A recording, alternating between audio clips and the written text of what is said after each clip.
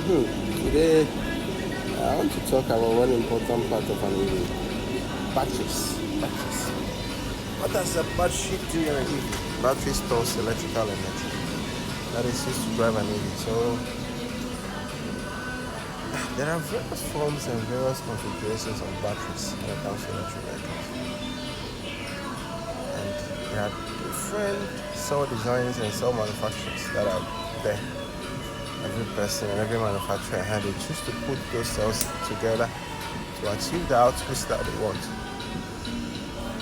Today, I would love to show one example of an EV battery and how it looks like. I'm talking about a few parameters in them, but taking a whole 2,000 hours to talk about everything. Yes, this is a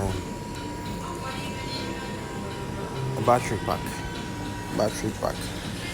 It's for a car called BYD V1 Pro, and this battery has the following parameters: 115 AH, that is the storage, and then 367 volts. So to get a kWh, which is the storage capacity, energy storage capacity of this car, you multiply the voltage by the AH. So it will give you around 40,000. So if you convert it to give you 40.1 kWh. This car is capable of making 400 kilometers from a single charge. Yes, it has this type of cells. You can see the type of cells here are called prismatic type of cells, and it has been connected in series. Yeah. So in series, there is a reason why it has been connected. So in series connections, voltage tend to increase, but the current remains constant. So these are the cells connected in series.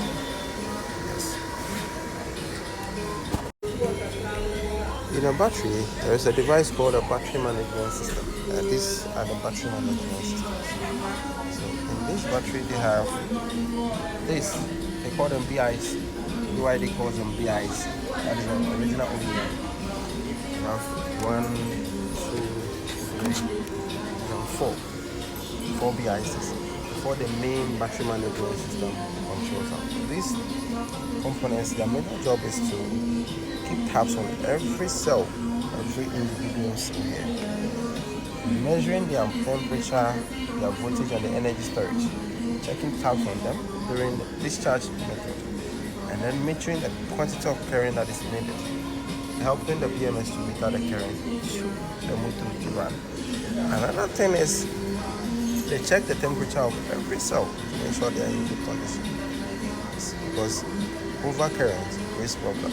This can lead to explosion and burning and other stuff. Undercurrent prevents the car from starting. So in terms of undercurrent, these devices aid in heating up the cells so that they can meter up the current, or they can do their job.